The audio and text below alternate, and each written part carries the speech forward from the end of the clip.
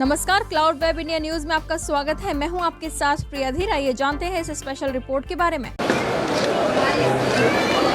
बहुत बहुत धन्यवाद इस कार्यक्रम के संयोजक और हमारी पार्टी के राष्ट्रीय उपाध्यक्ष आदरणीय रंजीत प्रभाकर जी, जिनके साथ मेरा वर्षों का संबंध रहा है। बहुत ही मजबूत साथी रहे हैं और हमेशा समाज सेवा में लगे रहते हैं।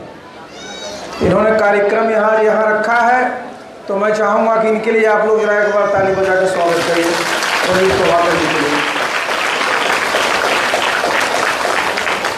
अभी हमारी पार्टी के प्रदेश अध्यक्ष आदरणीय प्रीतम सिंह जी को सुन रहे थे। बहुत मजबूती से अपनी बात को आपके सामने रखे हैं और आप लोग भी पूरे गौर से उनको सुन रहे थे, मैं ये देख रहा था।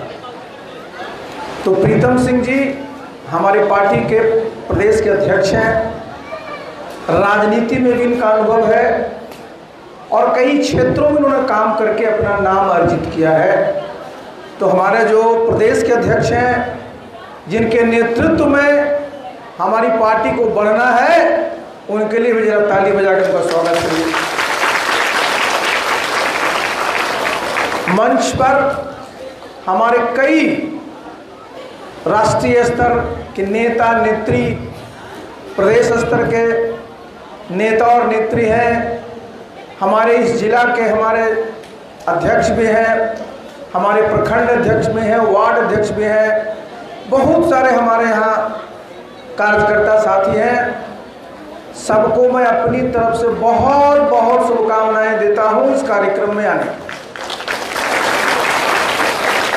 अब जरा हम लोग शुरू करें, इसको सुनिएगा जरा। मैं कुछ बात रखूंगा आपके साथ। ये जो जगह है, ये बहुत ही ऐतिहासिक जगह है। ये साधारण जगह नहीं है।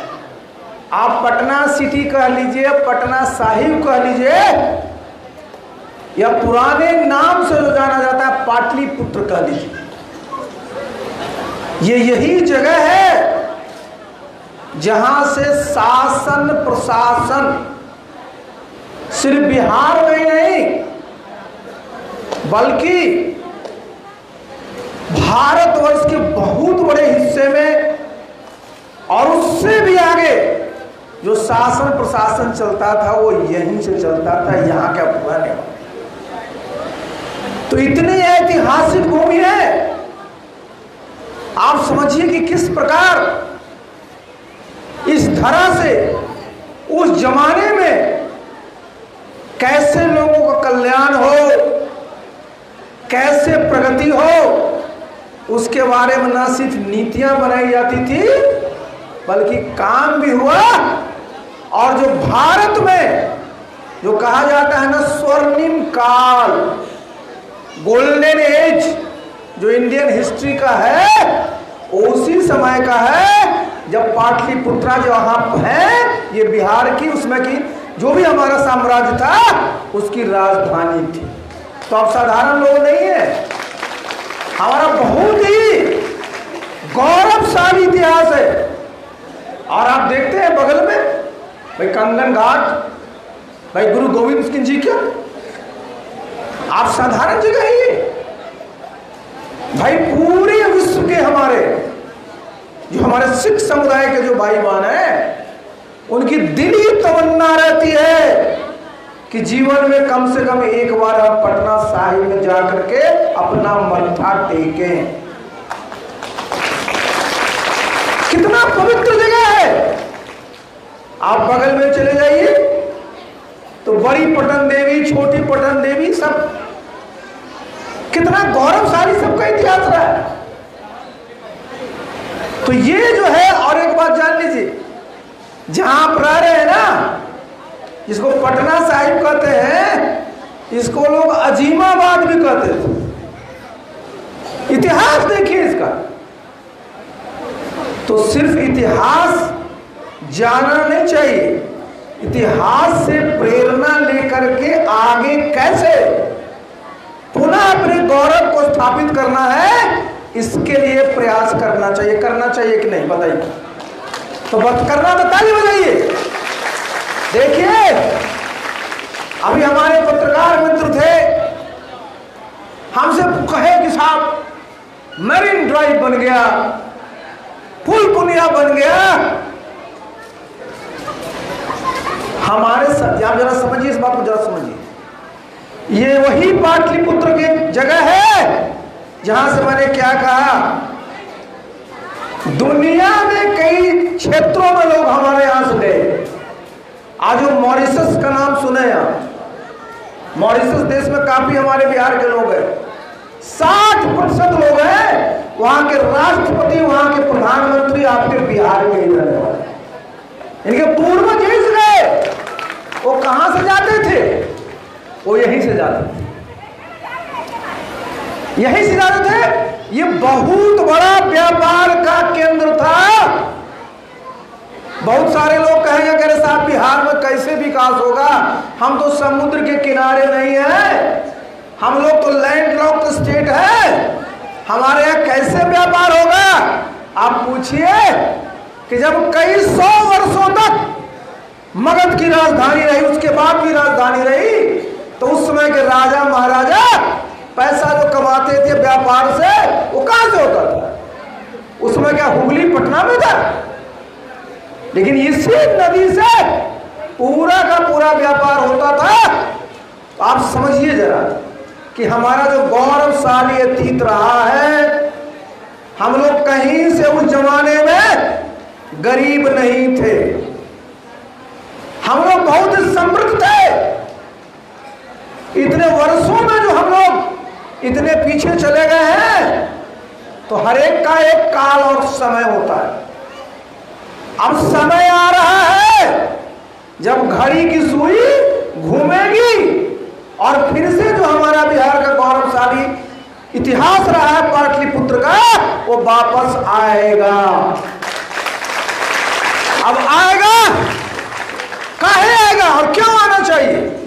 इसलिए आना चाहिए कि हमारे यहां बिहार में किसी चीज की कमी नहीं है। हमारे जो लोग हैं, जो हमारा मानव संसाधन है, जिसको अंग्रेजी में ह्यूमन रिसोर्स करते हैं, हमारे जितने भी महिला पुरुष हैं, हमारे युवा हैं, हमारी युवती हैं, सब मेधावी हैं, सब मेहनत करते हैं, और हमारे यहाँ के जो कारीगर हैं हुनरमंद हैं। व्यापार में हमारे लोग निपुण रहे हैं, ज्ञान के क्षेत्र में हम लोग किसी से पीछे नहीं, हमेशा हम लोग आगे रहे। तो हमारा इतिहास तो रहा ही है। अब इसी को लेकर के आगे चलिए। अब आप आइए जरा, आप शुरू करिए यहीं से। पटना जो हमारा साहिब है, हमारे जितने लोग यहाँ रहते हैं, उनका क्या काम है? उनका मुख्य पेशा जो है वो ट्रेड और कॉमर्स का है, व्यापार का है कि नहीं? लेकिन आप देख लीजिए, पिछले कई वर्षों से किसी भी नए प्रकार की ट्रेड की, कॉमर्स की या उद्योग की शुरुआत यहां की गई है क्या? बताइए जरा, बताइए। जो पुराना चला रहा है, अपने से जो लोग करते आ रहे हैं, उसी के सहारे अपना रोजी रोटी कमा रहे। कोई नया नहीं है। प्रधानमंत्री जी का भाषण आप लोग सुनते हो, देश में क्या है? जितने हमारे यहाँ बच्चे बहुत लोग के घर में हैं, सबको क्या चाहिए? बाजार में जाते हैं तो बच्चों के लिए क्या खरीदते हैं? खिलौना खरीदते हैं ना, खिलौना खरीदते हैं, तरह तरह का खिलौना। कई हजार करोड़ का, बल्कि लाख करोड़ का खिलौना का व्यापार है भारतवर्ष में। बिहार में ही कई हजार खिलौना के कारोबार का यहां पर है। लेकिन कभी बिहार सरकार का सुने आप कि कैसे बिहार में जो हमारा खिलौना उद्योग है उसके लिए पहल किया जाए, और हमारा जो पटना साहिब तरह का जो इलाका है, जहां खिलौना उद्योग को लगाने के लिए और बढ़ावा देने के लिए प्रयास किया जाए।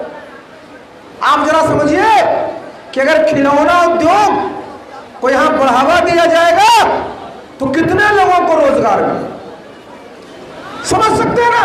और जब रोजगार मिलेगा तो क्या होगा, हमारे जितने महिला पुरुष युवक युवतियां हैं सबके पॉकेट में पैसा आएगा, उनकी आमदनी बढ़ेगी, घर में खुशहाली आएगी और उनका जीवन बेहतर होगा कि नहीं होगा। आप समझिए कहां उद्योग लग रहा है, खिलौना का उद्योग कहां लगने वाला है, बिहार में नहीं, क्योंकि यहां के मंत्री मुख्यमंत्री सब सोए रहते हैं घोर निद्रा में। काहे तो हमने बना दिया मरीन ड्राइव, मरीन ड्राइव पर लोग चलेंगे तो आइसक्रीम खाने के लिए पैसा चाहिए कि नहीं चाहिए, तो नीतीश बाबू वो पैसा कहां से आएगा।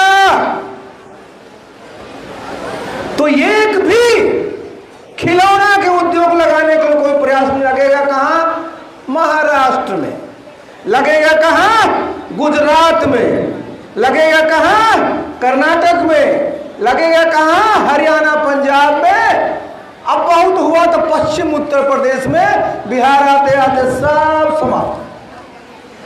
अब फिर कहेंगे लोग कि अरे बिहार में साहब कोई रोजगार नहीं मिलता है, हमारे बच्चे लुधियाना काम करते हैं, हमारे बच्चे जो हैं सूरत काम करते हैं। ये क्या अच्छा लगता है क्या? सबको अपने घर में रह करके कमाई करके परिवार को पालने का जो एक सुख प्राप्त होता है, उससे बिहार के हमारे बहुत सारे नौजवान साथी बिल्कुल अलग रह जाते हैं। रह जाते हैं कि नहीं रह जाते? बरसों तक लोग बाहर काम करते रहता है, जो काम वो बाहर कर रहा है उसको बेहतर ढंग से अपने घर के पास कर सकता है।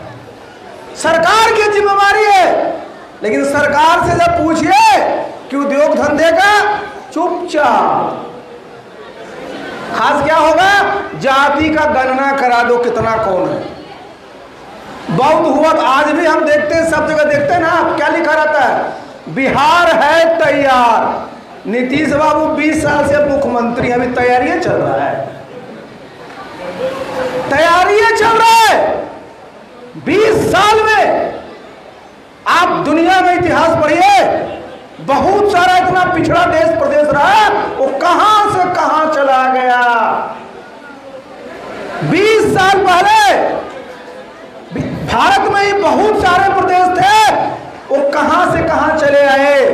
और अभी आप देखते हैं ना, रोज टीवी देखते होंगे, सब जगह किस चीज की चर्चा है कि बिजली वाली गाड़ी आनी चाहिए, है ना चर्चा, कि इलेक्ट्रिक व्हीकल जिसमें पेट्रोल नहीं लगेगा, डीजल नहीं लगेगा, कम पैसे में 4 व्हीलर को लोग चला पाएंगे, कम पैसे में 2 व्हीलर चला पाएंगे। ये चर्चा सुनते हैं ना। अच्छा ये बताइए, ये जितने भी तरह की कार बनेगी, ये जितने तरह की जो है इसमें बनेगी ये 2 व्हीलर, उसमें लोगों को रोजगार मिलेगा कि नहीं बताइए? तो रोजगार मिलेगा ना, लेकिन वो उद्योग लगेगा कहां? बिहार में नहीं लगेगा, क्योंकि आपके मुख्यमंत्री जी बाहरी निद्रा में सोए हुए। उद्योग कहां लगेगा? ये जरा सुनिए, बहुत गंभीर बात है। 20-20 साल से आप मुख्यमंत्री हैं, एनडीए की सरकार यहां भी है, एनडीए की सरकार केंद्र में भी है। जब इलेक्ट्रिक व्हीकल आनी है, आपको प्रस्ताव देना चाहिए कि नहीं कि बिहार हमारा औद्योगिक क्षेत्र में, औद्योगिक विकास के क्षेत्र में, उद्योग धंधे के क्षेत्र में, इंडस्ट्रियल डेवलपमेंट के क्षेत्र में राष्ट्रीय औसत से नीचे है। तो श्रीमान प्रधानमंत्री जी, बिहार में हमको एक इलेक्ट्रिक व्हीकल का प्रोजेक्ट लगवाइए। होना चाहिए कि नहीं बताइए? होना चाहिए कि नहीं बताइए आप जरा। कोई चिट्ठी गई बिहार से? नहीं। अब देखिए, सब लोग जो उद्यमी होता है वो क्या चाहता है कि जहां हमारा स्वागत हो। तो सबसे पहले स्वागत करने के लिए कौन तैयार है? जो एलन मस्क है, उसका जो सबसे बड़ा व्यापारी जो है दुनिया में इलेक्ट्रिक व्हीकल का, तो महाराष्ट्र की सरकार तैयार है कि आइए, आपके लिए हम रेड कारपेट बिछा रखे हैं। आप आइए श्रीमान जी, महाराष्ट्र के मुख्यमंत्री, महाराष्ट्र जो पहले से विकसित प्रदेश है वहां वो लगाने को तैयार है। कल ही मैं देख रहा था कि आंध्र प्रदेश की सरकार और आंध्र प्रदेश के मुख्यमंत्री कह रहे हैं कि मस्क साहब, अरे आप महाराष्ट्र मत जाओ, आप हमारे हैदराबाद में आ जाओ और यहाँ इलेक्ट्रिक व्हीकल लगाइए, हम आपको जमीन देंगे और भी सुविधा देंगे। आपने देखा नीतीश बाबू का कोई चिट्ठी, कोई बयान सुना कि मस्क साहब बिहार में भी आइए, हम आपका स्वागत करेंगे, यहाँ उद्योग धंधे लगाइए। कोई चिंता नहीं है, किसी प्रकार की सोच नहीं है कि बिहार में जब तक भाई इस प्रकार के उद्योग धंधे नहीं लगेंगे, बड़ी बड़ी कंपनियां नहीं आएगी, तो हमारे लोगों को रोजगार कैसे मिलेगा बताइए जरा। होना चाहिए कि नहीं होना चाहिए? आपको मैं आपको और बता दूं, आप सब जितने लोग हैं मोबाइल रखे हुए हैं ना, तो क्या उसमें कहते इसमें चिप्स लगता है, बोलते हैं ना, बोलते कि नहीं बोलते? इसके निर्माण के लिए भी जो हमारा सेमीकंडक्टर का होता है, उसकी भी देश में 3 यूनिट लगनी है। जरा सुनिए, हम इसलिए बोल रहे हैं कि आप लोग सब जानते हैं कि भाई बिहार को रोज सब कहता है कि यहाँ कुछ नहीं, यहाँ कुछ नहीं, यहाँ कुछ नहीं। इसमें बिहार के लोगों का क्या दोष है? ये दोष किसी का है तो ये नेतृत्व का है ना। बताइए, देश में 3 लगने हैं और 3 में 2 कहां लग रहा है? गुजरात में। बताइए साहब, जिसके घर में पहले से खाना के लिए 8 माने समझिए कि टाइप का खाना खा सकता है, और जकरा घर में 1 टाइम का खाना खाने का नहीं है, तो खाना पहले कहां मिलना चाहिए बताइए? जो 8 बार खाएगा और मिलना चाहिए कि जरा 1 बार नहीं खाने का उसको मिलना चाहिए? आप बताइए किसको मिलना चाहिए? जब बिहार में उद्योग धंधे नहीं है, केंद्र में भी एनडीए की सरकार है, बिहार में भी एनडीए की सरकार है, तो उद्योग बिहार में लगना चाहिए कि नहीं लगना चाहिए? यहाँ के लोग सिर्फ वोट देने के लिए है, यहाँ के लोग सिर्फ एमपी बनाने के लिए है, यहाँ के लोग को नहीं चाहिए उद्योग। तो अगर यहाँ उद्योग लगता तो हमारे जितने युवा युवती हैं सबको रोजगार मिलता, सबके घर में आमदनी होती। अब क्या होगा? 2 यूनिट लगेगा गुजरात में और 1 यूनिट लगेगा आसाम में। हमको आसाम से कोई दिक्कत नहीं। अब हमारे बिहार के बच्चे पढ़े लिखे हैं, जितने आईटी प्रोफेशनल हैं, वो रोजगार पाने के लिए कहां जाएंगे? तो गुजरात जाएंगे। समझ लीजिए जरा, पहले भी बिहार में उद्योग नहीं लगा, और जब उद्योग लगाने का अब समय आ गया तो वो भी उद्योग बिहार में नहीं लग रहा। ये कौन उठाएगा मामला? बिहार के किसी नेता को सुने बोलते हुए? एनडीए की सरकार ने कभी बोला है कि हमने केंद्र सरकार को प्रस्ताव दिया है? जितने हम लोग यहाँ बैठे हुए हैं, सब लोग कपड़ा पहने हुए हैं ना। कपड़ा भोजन के बाद सबसे जरूरी है कि नहीं है भाई? रोटी के बाद कपड़े का नंबर आता है। आप समझिए जरा, आज की तारीख में सुनिए आप लोग कि कैसे बिहार के साथ नाइंसाफी होती है, और हमारे बिहार के नेता लोग मुंह बंद किए रहते हैं कि उनकी कुर्सी कायम रहे। आज 53, एक नहीं 53 टेक्सटाइल पार्क है भारतवर्ष में। कितने हैं? 53। बिहार की आबादी कितना है? 13.5 करोड़। 13.5 करोड़ लोगों को कपड़ा चाहिए पहनने के लिए, लेकिन बिहार में एक भी टेक्सटाइल पार्क नहीं बना। अब कपड़ा मंत्री कौन है बताइए जरा? भारत सरकार का कपड़ा मंत्री कौन है? नाम बताइए, बोलिए ना। बिहार के ही बेगूसराय के माननीय सांसद जी भारत सरकार के कपड़ा मंत्री है। प्रधानमंत्री के बड़े चहेते हैं। आप जरा सुनिए इस बात को, आप लोग इस बात को रखना पड़ेगा, जानिए। अब नया नया 7 टेक्सटाइल पार्क बन रहा है, एक ने 7, और एक में 3-3 लाख लोगों को रोजगार मिलना। कितना? 3 लाख।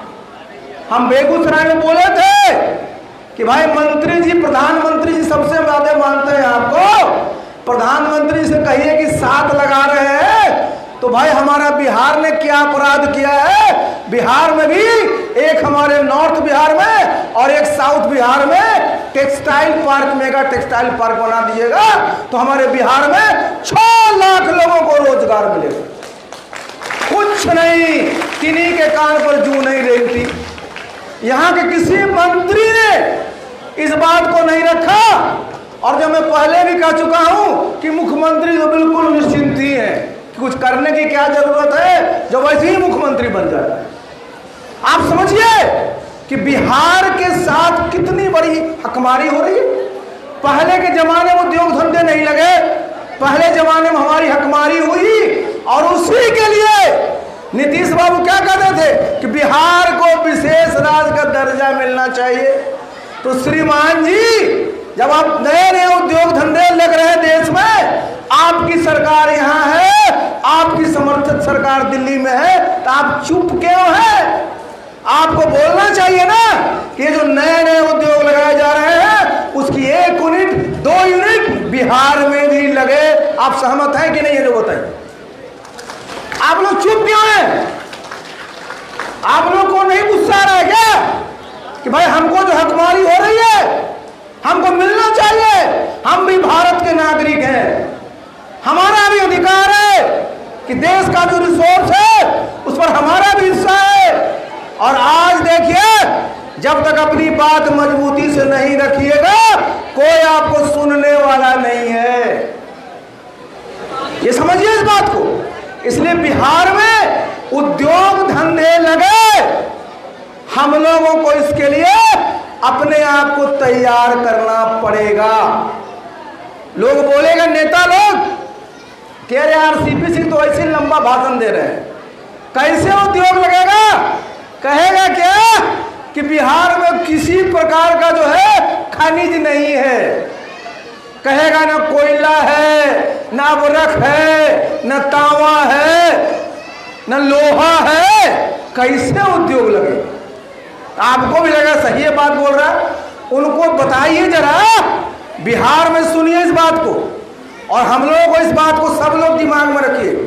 बिहार में प्रकृति ने जो हमारी भूमि दी है ना, जो हमारी जमीन है, बहुत ही उपजाऊ जमीन है। इससे उपजाऊ जमीन सिर्फ कुछ ही प्रदेश में है, चाहे उत्तर प्रदेश। इतने उपजाऊ हमारी जमीन है, किसी प्रकार का फसल आप लगाइए बिल्कुल लहलहाती है, किसी प्रकार की सब्जी लगाइए लहलहाएगा, किसी प्रकार का फल लगाइए किस प्रकार का फल आता है। लेकिन हमारे यहाँ खाद्य प्रसंस्करण के नाम पर क्या है? बिहार के मंत्री है वो खाद्य प्रसंस्करण के मंत्री हैं, लेकिन खाद्य प्रसंस्करण के बारे में कोई काम नहीं हो रहा है। कोई भी मेगा फूड पार्क बिहार में नहीं बन रहा है। बताइए, इस प्रदेश का मंत्री है खाद्य प्रसंस्करण विभाग का और उसको हिम्मत नहीं है कि प्रधानमंत्री जी से कह करके कम से कम एक नॉर्थ बिहार में और एक साउथ बिहार में मेगा फूड पार्क बनाए, जिससे कि हमारे लाखों किसानों का फायदा होगा, हमारे लोगों को रोजगार मिलेगा। अब सहमत है कि नहीं बताइए जरा? ये करना चाहिए कि नहीं? लेकिन ये सब चुपचाप है, किसी प्रकार का कुछ नहीं, चुपचाप रहिए कहीं हमारी मंत्री पद ना चला जाए। अब जरा आइए, जितनी हमारी महिलाएं बैठी हुई, जरा सुनिएगा। आप सब शादी में जाते हैं तो सोना पहनते हैं, पहनना सोना शुभ माना जाता है। आप शादी में भी तय करते हैं कि भाई बेटी को कितना गहना देंगे, दामाद को किस प्रकार का चेन देंगे, चर्चा करते हैं ना। लेकिन सुनिए, आज भारतवर्ष में 1 ग्राम सोना का उत्पादन नहीं होता है। 142 करोड़ देश हम लोग रहते हैं, लेकिन अपने देश में 1 ग्राम सोना का उत्पादन नहीं होता है। और कितना सोना की खपत है कि कई हजार, मैं देख रहा था, 1 लाख करोड़, जरा सुनिए इस बात को, 1 लाख करोड़ से ज्यादा भारत सरकार का जो हमारा फॉरेन एक्सचेंज है, विदेशी मुद्रा है, वो खत्म किसी पर हो रहा है। तो सोना का जो हम लोग आयात कर रहे हैं, तो कहेगा साहब भारतवर्ष में सोना नहीं है। पहले बिहार भारतवर्ष में सोना था कर्नाटक में। जब हम लोग पढ़ते थे तो कोलार में उसका कारखाना था, अब वो सब बंद हो गया। अब कहीं सोना का खदान नहीं चालू। अब कहिएगा तो बिहार में कहां से सोना आएगा साहब?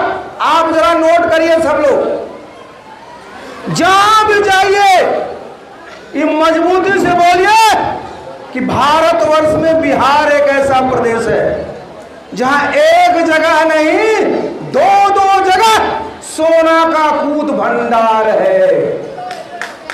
कहिएगा कहां है? तो आप जानते हैं, सब लोग राजगीर जाते हैं। राजगीर से मात्र 16 किलोमीटर की दूरी पर जेठियन है, जहां गया जिला, नवादा जिला, नालंदा जिला के मिलता है। अकूत सोना का भंडार है जेठियन के पास। दूसरा जमुई में जाते हैं, जब बैद्यनाथ जान धाम पे जाते होंगे तो सोनो देखते हैं लिखा रास्ते में, तो सोनो में भी सोना का कूद भंडार है। तो बिहार में एक नहीं, दो जगह सोना का कूद भंडार है, लेकिन बिहार की सरकार को पता ही नहीं। हम जब मंत्री थे भारत सरकार में, इस्पात मंत्री, स्टील मिनिस्टर, तो विभाग मेरे पास था जिसने ये पूरा का पूरा जब सर्वे किया था तो ये बताया कि यहाँ इतना सोना है। हमने मुख्यमंत्री जी को बताया, नीतीश बाबू को बताया कि बिहार में सोना का कूद भंडार है, कोई ध्यान नहीं दिया।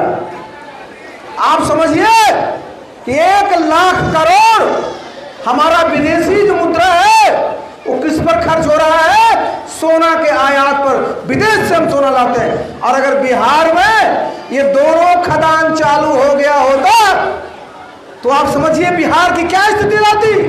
बिहार की आमदनी बढ़ती, सोना आधारित उद्योग लगता और बिहार के लोगों की आमदनी बहुत ज्यादा बढ़ती कि नहीं बढ़ती? और एक बात मैं बता दूं, हमको तो लोग ईर्षा से 21 साल मंत्री रहने दिया। 1 साल के बाद कहा घर जाइए, मैं घर चला आया।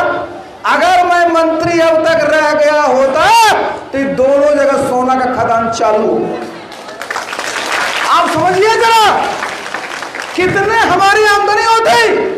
ना सिर्फ हमारी जरूरत है वो पूरा होता, बल्कि जो बाहर से हम आयात कर रहे हैं सोना, हम लोग विदेश को सोना निर्यात कर, बिहार का कितना नाम होता कि नहीं होता? लेकिन यहां चुपचाप कुछ नहीं बोले। उसी प्रकार आजकल मोबाइल सबके हाथ में है ना, देखते हैं तरह तरह का मोबाइल है, उसमें तरह तरह का पिक्चर आता है, तरह तरह का रंगीन चीजें आती हैं। कैसे आती है? वो जो टेक्नोलॉजी है ना, उसमें जो चीज लगता है, उसमें जो मेटल लगता है, उसको यहां पर कहा जाता है रेयर अर्थ। अब बिहार में भरा हुआ है।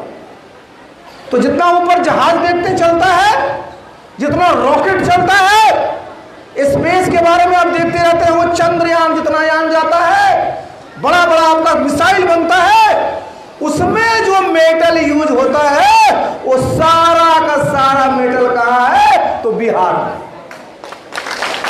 लेकिन बिहार को क्या कहेगा? तुम्हारे पास कुछ है ही नहीं है, बालू छोड़ के बोलता है ना। यहाँ के सारे नेता बालू में लगे रहते हैं, जितनी सड़कें हो सब बालू से समाप्त। जहां जाइए ट्रैफिक जाम है, बालू की गाड़ी खड़ी है।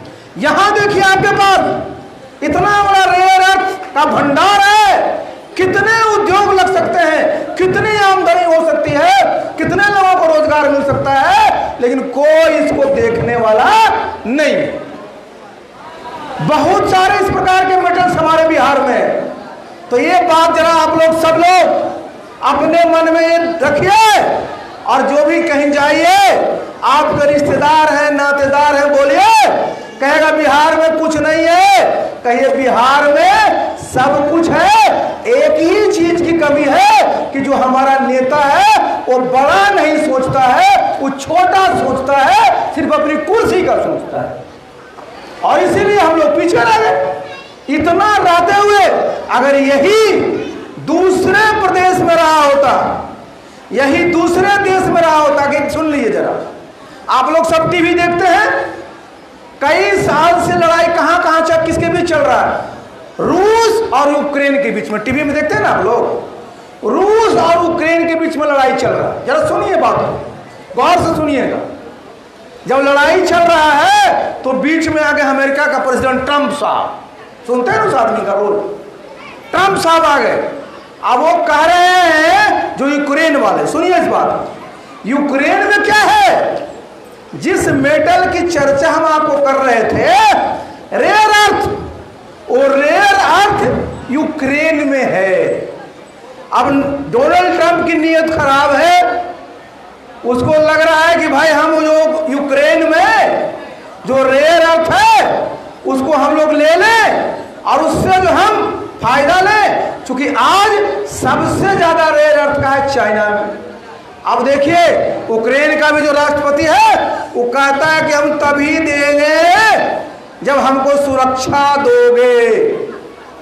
हम जो बात बोले कि अपने बिहार में वो मेटल है, धातु है, जिस पर आंख गड़ाए हुए डोनाल्ड ट्रंप यूक्रेन में, लेकिन भारतवर्ष में और बिहार में हमारे किसी नेता को चिंता नहीं है कि बिहार में जब इसका अकूत भंडार है तो क्यों उसका हम दोहन ना करें, काहे हम भी पूरे दुनिया में हावी ना हो जाए।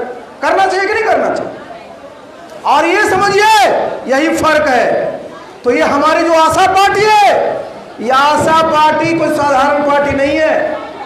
लोग बोलेगा कर लो नया नया बना है, पार्टी नहीं बनी है, लेकिन जितने हमारे स्टेज पर बैठे हुए हैं हम आपके सामने बोल रहे हैं, वर्षों का सबको अनुभव है। और अपनी पार्टी को आप मदद करिए, अपनी पार्टी को सरकार में लाइए, तो जिन उद्योगों की हम चर्चा कर रहे हैं वो सारे उद्योग बिहार में लगेंगे और हमारे लोगों को रोजगार मिलेगा, हमारे लोगों की आमदनी बढ़ेगी, हमारे लोगों की पर कैपिटा इनकम जो हम लोग कहते हैं प्रति व्यक्ति आय बढ़ेगी। और हमारा बिहार जो पहले जाना जाता था, जिस समय पाटलिपुत्र हमारा जो पटना साहिब से पूरा का पूरा नाम चलता था, फिर अपने गौरव को हासिल करेगा। तो जरूरत इस बात की है कि हम सब लोग इकट्ठा हो, एकत्रित हो और ये देखना है कि कौन सी पार्टी की सोच कितनी बड़ी है। जब तक नेता का सोच बड़ा नहीं होगा, पार्टी की विचारधारा बड़ी नहीं होगी, तब तक आप आगे नहीं बढ़ सकते हैं। छोटी सोच से बड़ा काम आप कभी नहीं कर सकते। बड़ा काम करने के लिए बड़ा विचार रखना पड़ेगा। और हमारी जो आशा पार्टी है इसका विचार बड़ा है। हमारा क्या संकल्प है कि कैसे हमको बिहार ऐसे प्रदेश को, ये सारे नेता क्या बोलेंगे कि भाई बिहार को विकसित प्रदेश बनाना है। बहुत सारा नेता क्या कह देगा कि अमुक नेता के नेतृत्व में तो बिहार विकसित प्रदेश बन गया। देखिए विकसित प्रदेश का मतलब क्या होता है कि जो लोग हैं वहां, लोगों की जो आमदनी है, प्रति व्यक्ति जो आय है वो कितना है, जरा सुनिए इस बात, तब समझिएगा आप लोग हम लोग कहां हैं। भारतवर्ष में प्रति व्यक्ति आय सालाना 2 लाख रुपया है। अब बिहार के नेता कहेगा कि हमारे नेता ने तो बिहार को विकसित प्रदेश बना दिया। अब प्रति व्यक्ति आय कितना है? 60,000। कितना हुआ? 60,000। 2 लाख की जगह 60,000। सुनिए, जब देश आजाद हुआ था ना, अंग्रेज लोग चले गए थे, तो उस समय देश में प्रति व्यक्ति आय था कितना? 272 रुपया सिर्फ। और बिहार का कितना था उस समय? भी 240 रुपया। एकदम हम लोग आसपास थे। और आज कहां पहुंच गए हम लोग? उस समय हम लोग 80% के आसपास थे, हम लोग अब 28% के आसपास पहुंच गए। तो कौन सा विकास हुआ साहब? प्रति व्यक्ति आए तो आप विकास कर नहीं पाए, लोगों को रोजगार आप दे ना पाए। और कहते हैं प्रधानमंत्री जी का संकल्प क्या कहते हैं अपने भाषण में कि 2047 तक जब भारतवर्ष जब 100 साल होगा हमारी आजादी के, तो भारतवर्ष विकसित राष्ट्र बनेगा। और विकसित राष्ट्र का मतलब है कि कम से कम 15 से 16 लाख प्रति व्यक्ति आय होगी सालाना। अब बताइए जिसका 60,000 है, 16 लाख करने में कितना गुना, 27-28 गुना उतना आमदनी बढ़ाना पड़ेगा। वो कैसे होगा?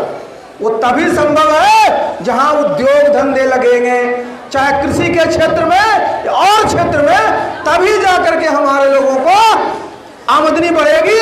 और तभी जब भारत जब है विकसित प्रदेश राष्ट्र बनेगा 2047 में, तो बिहार भी विकसित प्रदेश बन जाएगा। और नहीं तो होगा क्या? बड़े बड़े शहर में जाते हैं तो देखते हैं ना, शहर में क्या होता है, जो वहां बड़े बड़े लोग रहते हैं वहां तो पूरा ग्रीन, साफ सफाई। और जो वहां काम करने वाले मजदूर हैं, जो गरीब लोग हैं, वो कहां रहते हैं? स्लम में, है कि नहीं? तो जरा सोचिए 2047 में बिहार को क्या करना है। जब प्रधानमंत्री जी कह रहे हैं कि भारतवर्ष को विकसित प्रदेश राष्ट्र बनाएंगे, तो बिहार भी विकसित प्रदेश बने, ये भारतवर्ष का स्लम बन करके न रहे। इसके लिए जरूरी है कि बिहार के में भी प्रति व्यक्ति आय 15 से 16 लाख रुपए 2047 में होना चाहिए कि नहीं, बताइए। और जब ये होगा तब आप भी शान से खड़े होकर कहिएगा कि कहां से आए हैं? तो हम पटना साहिब से आए। पटना साहिब कौन सी जगह है? तो जान लीजिए कि पुराने जमाने में भारतवर्ष का जो इतिहास, गौरवशाली इतिहास, उसकी राजधानी रही है पाटलिपुत्र। हम लोग आए हैं कहां से? ऐसी भूमि से जिसको आज भी लोग दुनिया में पूजते हैं गुरु गोविंद सिंह जी के लिए। तो ये कैसे होगा? जब जाइएगा तो कहेगा अरे भाई हाँ, ये भी हमारे बराबर है। कैसे लोग आंकता है आपको? अगर कहीं शादी के लिए जाते हैं तो क्या कहता है कि बताइए कितनी आमदनी है आपको? तो जो लड़की वाला है वो देखेगा कि लड़का वाला हमारे बराबर का है कि नहीं। अगर बराबर का है तो बढ़िया से आदर सत्कार करेगा, और देखेगा कम का है तो कहो चलो। तो भाई जब 2047 में भारतवर्ष विकसित देश बने, तो बिहार के लोगों के भी इतनी आमदनी रहे कि कोई ये ना कहे कि बिहार पिछड़ा है, बिहारी पीछे है। तो हम लोग को संकल्प लेना है, और हम आए इसलिए आपके साथ। 2025 में यहां विधानसभा का चुनाव होना है। अभी आप सुने ना, हमारे मीडिया के साथी बोल रहे थे कि एनडीए कह रही है 225 सीट जीत ले, तो बिहार में 243 है ना है। तो हमने कहा कि वो 18 वो भी जीत लीजिए, 243 वो जीत लीजिए। भाई सिर्फ जीत के क्या करिएगा श्रीमान जी? 20 साल से आपका शासन है, ये कौन जवाब देगा कि विकास के मामले में, विकास के जितने मानक है उसमें हम पीछे, कौन जवाब देगा? तो इस गलतफहमी में नहीं आना है, ये भूल भुलैये में नहीं आना है, बल्कि बिहार को अगर विकसित प्रदेश बनाना है तो जो पुरानी सरकार है, मैं सब जगह कहता हूं हमारी इतनी यहाँ नारी शक्ति बैठी हुई है।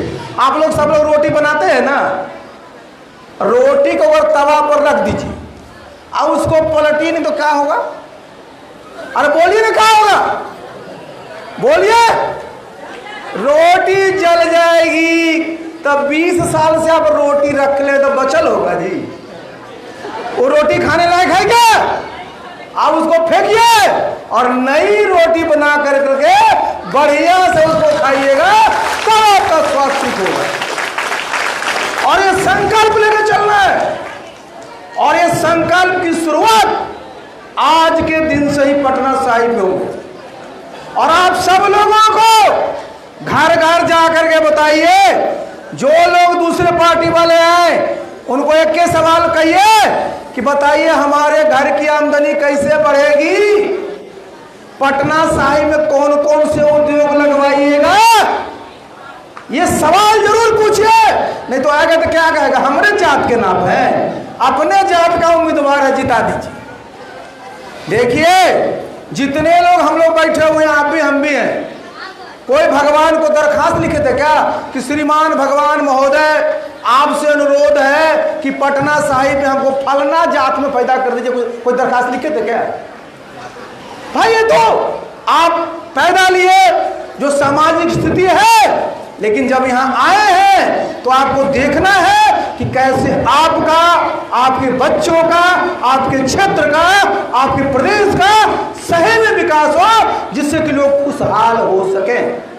और विकास का जितना भी पैमाना है, उसके साथ साथ सबसे बड़ा पैमाना है कि लोगों में खुशहाली आए कि नहीं। और खुशहाली के लिए पूरा का पूरा काम करना पड़ेगा, पूरे का पूरे समाज को साथ लेकर के चलना पड़ेगा। जितना समाज है उस सब में कहीं भेदभाव नहीं रखना पड़ेगा, आपस में भाईचारा रखना पड़ेगा, सामाजिक सद्भाव, सांप्रदायिक सौहार्द लेकर चलना पड़ेगा। ये माहौल रहेगा तब देखिए हम लोग आगे चलते। आप देखिए 2005 से 2010 में बिहार में सरकार थी, नीतीश बाबू मुख्यमंत्री थे, हम उनके प्रिंसिपल सेक्रेटरी थे। बिहार में उस जमाने में किसी अपराधी की हिम्मत थी कि बिहार में अपराध करके कर ले और छूट जाए? 1 लाख से ज्यादा लोगों को स्पीडी ट्रायल करा के सजा दिलाया गया था। और आज क्या हाल है? दिन दहाड़े ठोक दे रहा है। कोई बिहार का ऐसा क्षेत्र नहीं है। हुआ क्या है? सरकार का इकबाल खत्म हो गया है और सरकार चलती है इकबाल से। तो जिसका इकबाल खत्म हो गया है उसको क्या करना चाहिए? टाटा बाय बाय, चलिए आपका समय आ गया। जिसका इकबाल ही नहीं है, जिसका किसी के साथ लगाव ही नहीं है, जिसका डर ही नहीं बचा, वो क्या, जब कानून का शासन का क्या मतलब होता है कि भाई अपराधी आकर ठोक के चला जाए? नहीं। और इसलिए देखिए, अपने मन को सब लोग मजबूत करिए और जहां आप रहते हैं, जिस मोहल्ले में रहते हैं, जिस वार्ड में रहते हैं, सब लोगों को आशा पार्टी से जोड़िए। इसी पार्टी का भविष्य है। और जितने हमारे साथी हैं सबको कहिए कि इस पार्टी के साथ जुड़िए और हमारे पार्टी का जो कार्यक्रम है उसको सुनिए, देखिए। और हम लोग बोलने वाले नहीं हैं, हम लोग करने वाले हैं। जो हम लोग कहेंगे उसको पूरा करेंगे, क्योंकि हमारे जितने लोग यहाँ बैठे हुए हैं सब लोग अनुभवी हैं और सब लोग पढ़े लिखे हैं। सबको अनुभव है और सबकी चिंता है कि कैसे हमारा समाज आगे बढ़े। तो आप लोग समझ गए इस बात को। और जितने हमारे यहाँ नारी शक्ति है, जरा सुनिए इस बात को, आपके लिए हम कह रहे हैं। आपकी सबसे बड़ी परेशानी क्या होती है? सबसे बड़ी चिंता क्या होती है? कि हम घर से निकले तो सुरक्षित रहे कि नहीं? हमारी बेटी विद्यालय में जाए, हमारी बेटी कॉलेज में जाए, उसके साथ कोई छेड़छाड़ ना करे।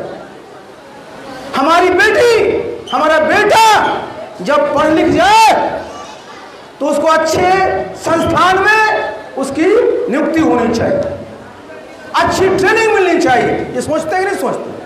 तो एक बात जरा सोच लीजिए, जब आपकी आशा पार्टी की सरकार आएगी, नोट कर लीजिए, सारी नारी शक्ति के लोग बैठे हुए, एवे तक की पढ़ाई में हम अपने जितने हमारी बेटियां उस पर का कोई खर्चा नहीं, कोई खर्चा गार्जियन का नहीं, क्योंकि वो बेटी हमारी बिहार की बेटी है, हमारी भारत की बेटी है। हमारी जिम्मेवारी है ना सिर्फ पढ़ाना, बल्कि आप सबको कोचिंग जाना पड़ता है, ट्यूशन पढ़ना पड़ता है, परीक्षा पास करने के लिए, मेडिकल इंजीनियरिंग में जाने के लिए। तो कोचिंग की भी सारी सुविधा, सारी की सारा खर्चा आपकी सरकार अपने देगी। आपको चिंता नहीं करनी है। और जब तक आपकी बेटी प्रयास करते रहेगी अपने बूते, या तो सरकारी नौकरी पाएगी या निजी नौकरी पाएगी, अपना कारोबार करेगी। अगर 35 साल तक आप जानते हैं सरकारी नौकरी का रहता है, 35 साल में भी अगर कुछ कारण से, इसको सुनिएगा जरा सब नारी शक्ति के लोग, अगर उनको नहीं रोजगार मिल पाया तो आपकी पार्टी ये सुनिश्चित करेगी कि जितनी हमारी नारी शक्ति है उसके सम्मान के लिए हम लोग एक योजना चलाएंगे, नारी शक्ति सम्मान योजना। जो हमारी 35 साल से हमारी 55 साल की होगी, सबको हम लोग उतना पैसा देंगे। अभी हम धनराशि नहीं बोलेंगे, इसलिए नहीं बोलेंगे कि दूसरा लोग नकल कर ले। हम ये बोलेंगे सही समय पर। और आप प्रदेशों में देख रहे हैं कि उन प्रदेशों में जितना दिया जाता है उससे कम 100 रुपया आपको हम लोग ज्यादा दें, जिससे कि आपके पॉकेट में पैसे हैं, आपको खर्चा नहीं करना पड़े। बहुत सारी हमारी बेटियां हैं, बहुत सारी हमारी नारी शक्ति के लोग हैं, वो उद्यम करना चाहेंगे कि हम अपना रोजगार करें, स्वरोजगार करें।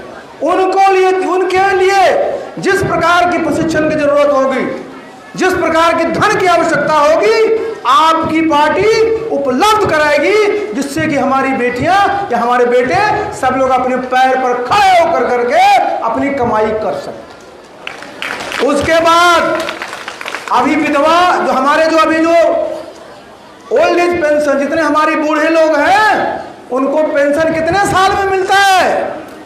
उनको पेंशन मिलता है 60 साल में मिलता है ना।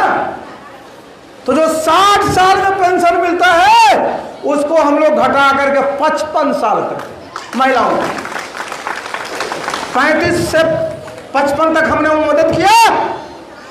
और उसके बाद जब 55 साल की हो जाएगी तो हम लोग सबको, जितने हमारी महिलाएं हैं उनको हम लोग विधवा जो ओल्ड जो हमारा वृद्धावस्था पेंशन है वो हम लोग देंगे।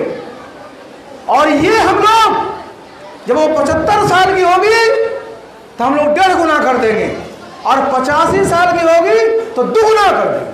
जिससे कि हमारे जितने भी नारी शक्ति के लोग हैं, जैसे जैसे वो अपने अगर उम्र बढ़ती है तो उनको घर में उनका बाल बच्चा, उनकी बहू देखभाल करे, उनको जब पैसा मिलेगा तो लोग दूसरे पर आश्रित नहीं रहे। इसके साथ साथ आप जरा जान लीजिए, सबको एक दिन बूढ़ा बूढ़ी होना, जितने लोग हम लोग हैं, बहुत सारे ऐसे लोग हैं जिनको सब कुछ रहते हुए बाल बच्चा बाहर है, कोई देखने वाला नहीं है। तो अगर बड़े बड़े जगहों में जाइएगा, मैं ग्रेटर नोएडा में पोस्टेड था, वहां पर बहुत सारे लोग जो हमारे निजी क्षेत्र के लोग हैं, वो निजी क्षेत्र के लोगों ने जो ओल्ड एज केयर होम, वृद्धा आश्रम, उस तरह का बहुत सुंदर बना रखा था, जहां न सिर्फ उनको भोजन दिया जाता था, न सिर्फ उनके मनोरंजन की व्यवस्था थी, बल्कि अगर बीमार पड़ते हैं तो पूरा का पूरा देखभाल होता था। तो आपकी सरकार आएगी भी, सुनिए, तो जितने उद्योग धंधे वाले उद्योगपति हैं उन पर हम लोग दबाव डालेंगे कि बिहार में इस प्रकार के उच्च क्वालिटी का ओल्ड एज केयर होम बनाए, जिससे हमारे जितने बूढ़े बूढ़ी लोग हैं उनको मदद मिल सके। इससे हमारे लोगों का मान सम्मान रहेगा। यह जरूरी है, होना चाहिए ना, कि जवानी में तो आपको सब पूछेगा, और जब उम्र ढला तो कोई देखने वाला नहीं है, और जब कोई देखने वाला नहीं है तो सरकार का दायित्व होता है कि आपको ठीक से देखें। इसी प्रकार से आप जरा समझ लीजिए, जो हमारी जितने पेंशनर्स हैं, चाहे हमारे ओल्ड एज पेंशन वाले हैं, विधवा पेंशन वाले हैं, हमारे जो दिव्यांग पेंशन वाले हैं, बिहार में सिर्फ 400 रुपया मिलता है। बताइए साहब, इस तरह के हमारे जो लोग, उनको सिर्फ 400 रुपया। और आपकी आशा पार्टी की सरकार जब सरकार में आएगी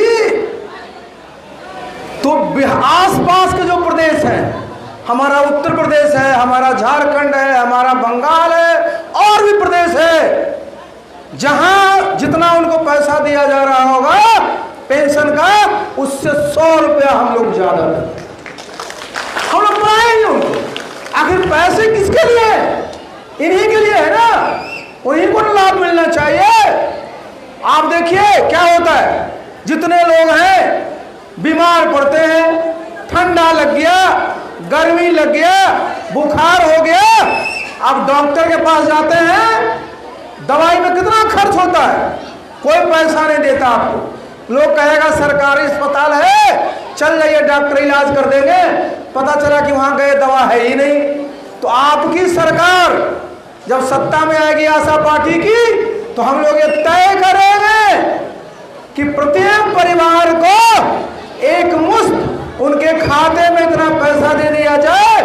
जिससे कि छोटा मोटा जो खांसी बुखार की बीमारी होती है उसके लिए दवा खरीदने के लिए उनके पास घर में पैसा मौजूद रहे। ये होना चाहिए कि नहीं होना चाहिए? तो आपकी पार्टी जब सरकार में आएगी तो ये किया जाए। इसी प्रकार से हमारे बहुत सारी योजनाएं हैं। क्योंकि आप लोग भी थक गए हैं, आप लोग को हमारे रंजीत प्रभाकर जी बोले इंडिया पाकिस्तान का मैच है तो लोग को उसमें भी रुचि होगी। बहुत सारी चीजें हैं, हम लोग आपको बताएंगे। हमारी पार्टी का यही सोच है कि कैसे हमारे लोग आगे बढ़े, कैसे बिहार के लोग खुशहाल हो। तो हम एक नारा लगाएंगे, हम कहेंगे जब आशा होगी सरकार में, आप कहेंगे खुशहाली होगी बिहार। तो बोलिए, हम बोलेंगे जब आशा होगी सरकार में, जब आशा होगी बिहार में, जब आशा होगी बिहार में। एक बात और, जितने हमारे यहां नारी शक्ति है, हम सब लोग 3 माताओं को प्रणाम करते हैं। एक हमारी धरती माता है, दूसरी हमारी भारत माता है, और तीसरी हमको जो पैदा किया हमारी माता है। तो तीनों को सम्मान से नाम लेना चाहिए कि नहीं? तो देखिए, उनके लिए मैं बोलेंगे, जयकारा लगाना है, भारत माता की, धरती माता की, अपनी अपनी माताओं की। बहुत बहुत धन्यवाद।